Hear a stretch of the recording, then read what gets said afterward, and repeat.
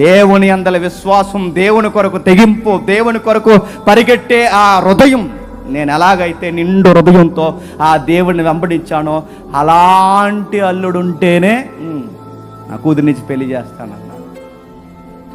చేద్దాం అనుకున్నామండి, కాకపోతే బాబు గవర్నమెంట్ ఉద్యోగం కాదని మానేసామండి అన్న. గవర్నమెంట్ ఉద్యోగం అయితే ఏంటి, ఫ్రీగా టికెట్ తీసుకోకుండా వెళ్ళిపోదామనా? ఇవో లెక్కలు ఉంటాయండి, అదో రోగం తెలుసా. గవర్నమెంట్ ఉద్యోగం అయితే బాగుండండి, అలాగైతే బాగుండండి, ఎలాగైతే, ఇవన్నీ మళ్ళీ చెప్తున్నానండి. అన్నిటికన్నా గొప్ప భాగ్యం ఏంటి తెలుసా, మీ అల్లుడు దేవుని కొరకు పరుగులెట్టగలడా? మీ అల్లుడు దేవుని చిత్తం నెరవేర్చే అల్లుడేనా? అలాంటి దేవుని బిడ్డలు మీ బిడ్డలకు దొరికితే మళ్ళీ చెప్తున్నాను, తడిగుడ్లు పొడిగుడ్లు కడుపు మీద వేసుకుని నిద్రపోండి ప్రశాంత్. అలాంటి అల్లుడు వచ్చాడు. ఎలా నిండుగా ఉంటారో అలా నిండుగా ఉండండి, ధైర్యంగా ఉండండి. దేవుని బిడ్డ వచ్చాడు మీకు. సంబంధాలు ఈరోజు ఎలా చూస్తున్నారంటే, ఎలా చూస్తున్నారు తెలుసు కదా సంబంధాలు. ఎలాంటి సంబంధాలు చూస్తారు ఈరోజు చూడండి, విచిత్రమైన సంబంధాలు చూస్తున్నారు. క్రైస్తవులే. ఒక ఆయన అన్నాడట, బైబిల్ స్టడీ వచ్చినప్పుడు చెప్తాను, ఒక వినండి. పెళ్లి సంబంధం చూడండి పాస్టర్ గారు, పెళ్లి సంబంధం మీద చూడండి, చక్కటి అమ్మాయిని ఇచ్చి పెళ్లి చేద్దాం అనుకుంటున్నా మా వాడికి అన్నానంట. కానీ మీరు క్యాస్ట్ వద్దంటారు, కానీ బైబిల్ ప్రకారం క్యాస్ట్ ప్రకారం మీరు పెళ్లి చేయాలి, నాకు తెలిసిన విషయం. పాస్టర్ గారికి మధ్య లేదు, వాటర్ తాగేశాడు లీడర్.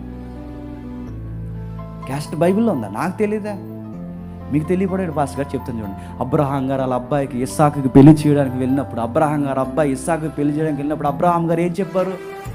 మన అమ్మాయినేగా చేయమన్నాడు. మన అమ్మాయి అంటే ఏంటి? క్యాస్ట్.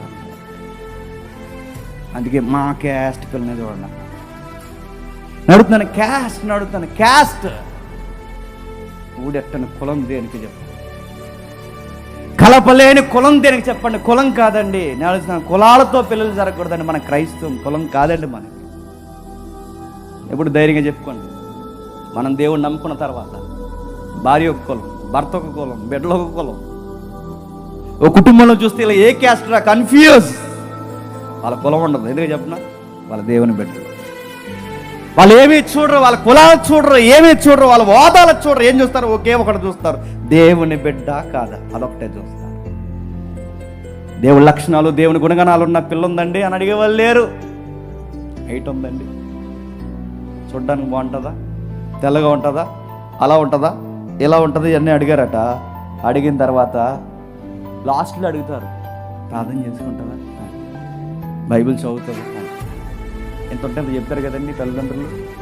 అయ్యో సంఘంలో మా పిల్లనండి బాగా పాడుతుంది అన్న, మా పిల్ల బైబిల్ బాగా చదువుతుంది, మా పిల్ల అలాగే ఇలాగని చెప్తే ఆ పెళ్లి కొడుకు నాలాంటి ఒక క్వశ్చన్ అడిగేశారు.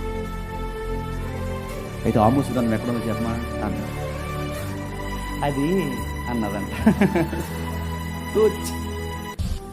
నేను అడుగుతున్నాను, రకరకాలు అడుగుతున్నా. ఏం చూస్తున్నారు ఈరోజు? దైవికమైన లక్షణాలు పెళ్ళికూతుల్లో చూస్తున్నారా? దైవికమైన లక్షణాలు పెండు కొడుకుల్లో చూస్తున్నారా? అది ఏం చూడట్లేదు. 5 ఇస్తారా, 3 ఇస్తారా, 2 అయినా సరే 100 ఇస్తారు. 5 ఇస్తారు, 2 ఇస్తారు కాదు, ఏమిస్తారు? లక్షలు కాదు. దేవుని లక్షణాలు ఆ బిడ్డకున్నాయా, ఆ కుర్రోడుకున్నాయా, ఆ కూతురుకున్నాయా, ఉన్నాయా లేదా? అలాంటి పిల్లని చూడండి సార్, గుండెల్లో పెట్టి చూసుకుంటాం. అలాంటి అబ్బాయిని చూడండి సార్, నెత్తిన పెట్టి చూసుకుంటాం. అలాంటి దేవుడి కొరకు రగిలిపోయి పెట్టుకుంటా చూడండి సార్, నెత్తిన పెట్టి చూసుకుంటాం. కాలేబు ఎంత నిజంగా అండి, కాలేబు స్టోరీ విచిత్రమైనది. ఒక అన్యుడు, ఇశ్రాయేలు కానివాడు, బయట నుంచి వచ్చిన వాడికి ఇంతగా సంతిక దేవుడు అన్నాడు. ఊరకం లేదు, నిండు మనసు. ఆ అబ్బాయి ఇంట్లో పెళ్లి జరిగినా, వాళ్ళ కూతురికి పెళ్లి చేసినా నా చిత్తం నెరవేరుతుందా లేదో చూస్తాడు. ఒక అడుగు బయటికి పెట్టినా నా చిత్తం నెరవేరుతుందా లేదో చూస్తాడు. ఫైట్ చేసినా, ఏది చేసినా, భూభాగం మీద నిలబడినా కాలేబు యొక్క మనసు ఎప్పుడు ఇది యెహోవాకి ప్రీతికరమా కాదా అని చూస్తాడు. చివరికి కూతురికి పెళ్లి చేయాలన్నా, నా కూతురు కూడా యెహోవాని నాలాగే బలంగా నమ్మునోడైతే నా కూతురికి భర్త అవ్వాలి, నాకు అల్లుడు అవ్వాలన్నాడు. అలాంటి అల్లుడులు కావాలి. ఈరోజు ఉన్నారా? ఈరోజు ఎలాంటి అల్లుళ్ళు చెప్పనా? కాయ తెస్తాను, గ్లాస్ తే అన్నారట. నువ్వు ఆమ్లెట్ అయ్యే అన్నారట. ఈరోజు అలాంటి అల్లుళ్ళు ఉన్నారు తెలుసా? మామ అల్లుళ్ళు ఇద్దరు కలిసి కూర్చుని తాగేసి అల్లుళ్ళు మామలు ఉన్నారు తెలుసా? ఇద్దరు కలిసి తాగేస్తారు. ఆమ్లెట్ వేసుకొచ్చారట. ఆ తల్లి కూతురు ఇద్దరు ఐస్ ముక్కలు పట్టుకొచ్చారట. చక్కటి మాంగారు చెప్పండి, చక్కటి అల్లుళ్ళు అడుగుతున్నాను. ఇవి అడుగుతున్నాను, కుమిలిపోతున్నాయి, కుటుంబాలు పతనమైపోతున్నాయి, రోజు రోజుకి దిగజారిపోతున్నాయి. కారణం ఏంటి తెలుసా? ఎలాంటి అల్లుల్ని ఎదుగుతున్నారు, ఎలాంటి కూతుర్ని ఎదుగుతున్నారు. మీ పెళ్లి కూతురుని చూసుకోవాలి. నేను ముగించేస్తున్నాను. వత్తినేలు అంటే ఎవరో తెలుసా? బైబిల్ నెరటివ్ తెలిస్తే అర్థమవుతుంది. వత్తినేలు అంటే ఎవరు చెప్తున్నా? ఇశ్రాయేల్ జడ్జెస్లో ఫస్ట్ జడ్జి ఎవరో తెలుసా? కాలేబు అల్లుడు. గుర్తుపెట్టుకో. న్యాయాధిపతుల్లో మొట్టమొదటి న్యాయాధిపతి కాలేబు అల్లుడు. అది వాళ్ళ ఫ్యామిలీ హిస్టరీ. అప్పటి వరకు కెనేజీలు ఈ కాలేబు ఫలానా జాతి అని చెప్పుకున్నారు. ఇప్పుడు ఏం చెప్పుకుంటారు చెప్పిన? కాలేబు అల్లుడు, కాలేబు కొడుకు, కాలేబు కూతురు, కాలేబు కుమారుడు. జనరేషన్ మార్చేశాడు. మా తాత మా ముత్తాత కాదు, ఇప్పటి నుంచి నా పేరు చెప్పాలి. ఆ పేరు ఎక్కడి నుంచి చెప్పాలి తెలుసా?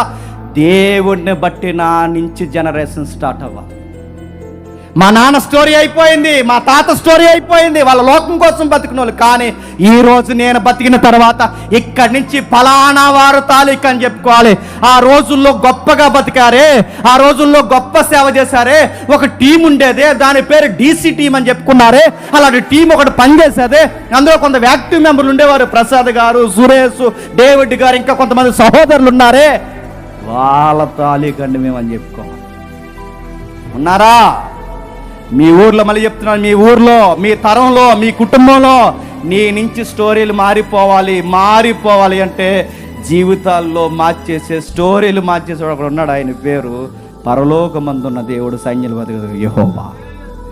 మార్చేస్తాడు ఆయన. ఎంత గొప్పగా మారుస్తాడు తెలుసా? ఎక్కడో నమ్మాడు, ఎక్కడి నుంచో వచ్చాడు.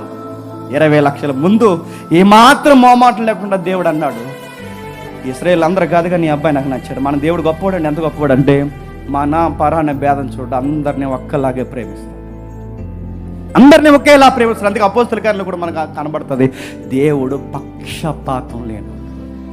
దేవుడికి పక్షపాతం లేదు. అక్కడ నచ్చితే బిలాముని ఇష్టపడతాడు, ఇక్కడ నచ్చితే కాలేబుని ఇష్టపడతాడు, అక్కడ నచ్చితే రాహాబుని ఇష్టపడతాడు. ఆయనకి కావాల్సిందల్లా ఏంటంటే జాతి కాదు, ఆయనకి కావాల్సింది రంగు కాదు, ఆయనకి కావాల్సింది అందం కాదు, ఆయనకి కావాల్సింది ఆ హృదయం కావాలి. ఆ హృదయం నిండు మనసుతో వెంబడించే ఆ హృదయం కావాలి, పూర్ణ మనసుతో వెంబడించే ఆ హృదయం కావాలి. ఆ హృదయంలో ఎవరున్నారు అదే కావాలి. నేనే ఉన్నానా? ఈ దేవుడికి అదో రకమైన కూర్చుంటుందండి. నేనే ఉన్నానా? లోపల ఇంకెవరైనా ఉన్నారా? నేనే ఉన్నాను, ఇంకా లోపల ఎవరైనా ఉన్నారా? నేనే ఉన్నానంటే లోపల ఆయనే ఉన్నాడు అనుకోండి. ఆయన ఎంత మురిసిపోతాడు. మనం అడగకుండానే వాగ్దానాలు ఇచ్చేస్తాడు, అడగకుండానే మన జీవితాలు మార్చేస్తాడు, అడగకుండానే మన బిడ్డలను దీవించేస్తాడు, అడగకుండానే మన భవిష్యత్తు బలంగా కడతాడు. ఎందుకో తెలుసా? ఆయన హృదయంలో పెట్టుకుంటే చాలండి, మన బతుకులన్నీ మార్చేస్తాడు. అసలు మనమేనంత ఆశ్చర్యపోయే కార్యాలు చేస్తాడు ఆయన లోపల పెట్టుకుంటే చాలండి. బైబిల్ ఒక మాట చెప్పింది, గుడ్డిగా సూత్రం పాటించండి, దేవుణ్ణి హెచ్చించిన వారిని చెప్పండి దేవుడు హెచ్చిస్తాడు. దేవుడిని ఎవరైతే గొప్ప చేస్తారో, మళ్ళీ చెప్తున్నాను, దేవుడు మిమ్మల్ని గొప్ప చేస్తాడు. ఇదే టెక్నిక్, ఇంతకు మించిన రహస్యాలు ఏమి లేవు. మీరు దేవుణ్ణి గొప్ప చేయండి, దేవుణ్ణి కనపరచండి, దేవుణ్ణి ముందు పెట్టుకోండి, దేవుణ్ణి ఆరాధిస్తుండండి. మీరు ఏ పని చేసినా దేవుడని మీ హృదయ స్పందన తెలియజేయండి. దేవుడు చాలా ఇష్టపడతాడండి. నువ్వు చేసిన ప్రతి పనిని నీకు దీవెనకరంగా మార్చాడు. నీకు జరగబోయే నష్టాల్ని ముందే అంచనా వేస్తాడు, కావలసిన సౌకర్యం ఆయన సిద్ధపరుస్తాడు. అడిగేదల్లా ఒకటే, ఆ హార్ట్లో ఎవరున్నారు? ఆ హృదయంలో ఎవరున్నారు? ఫోన్లు ఉన్నాయా? ఆ హృదయంలో ఎవరున్నారు? లవర్స్ ఉన్నారా? ఆ హృదయంలో ఎవరున్నారు? షికార్లు ఉన్నాయా? ఆ హృదయంలో వ్యసనాలు ఉన్నాయా? ఆ హృదయంలో ఏ దరిద్రాన్ని పెట్టుకుని తిరుగుతున్నావు? హార్ట్లో ఎవరున్నారు? కాలేబు హృదయాన్ని ఇలా కోస్తే, కాలేబు హృదయాన్ని చూస్తే ఎవరున్నారు ఆ అబ్బాయి మనసులో అంటే బైబిల్ చెప్పేస్తుంది, దేవుడు తప్ప ఇంకెవరు లేరండి ఆయన జీవితం. ఏం చేసినా, నిద్రపోయినా, లేచిన ఆయన జీవితంలో దేవుడు దేవుడు దేవుడు దేవుడు దేవుడే ఆయన హృదయం. అందుకే క్రొత్త నిబంధనలో కూడా ఆయన మారణ దేవుడు అంటే. మళ్ళీ పేతురుని అడిగాడు, ఏమని తెలుసా? పేతురు, వీళ్ళందరికన్నా ఎక్కువ నన్ను ప్రేమిస్తున్నావా? 20 లక్షల మందిలో కాలేబు ప్రేమిస్తున్నాను ప్రభు అని నిలబడ్డాడు. 12 మంది శిష్యుల్ని పక్కన, 12 మంది శిష్యుల్లో 11 మంది చూస్తుండగా, మళ్ళీ 11 మంది చూస్తుండగా, ఆ 11 మంది పక్కన ఉండగా అడిగాడు, వీళ్ళందరూ కాదు కానీ పీటర్ నువ్వు చెప్పు, నేనందరికన్నా ఎక్కువ ప్రేమిస్తున్నావు అని అంటే పేతురు అంటాడు, కన్నీళ్ళు దిగమింగుకుంటూ అంటాడు, నిన్ను కాకపోతే ఇంక ఇంకెవరిని ప్రేమిస్తాను ప్రభు, నువ్వు బాగా మనసు ఎరిగిన వాడికి, నేను చెప్పకపోయినా అన్నీ తెలుసు, నేను నిన్ను ప్రేమించకపోతే ఎవరిని ప్రేమిస్తాను? అయితే ఓ పని చేయి, నా గొర్రెలను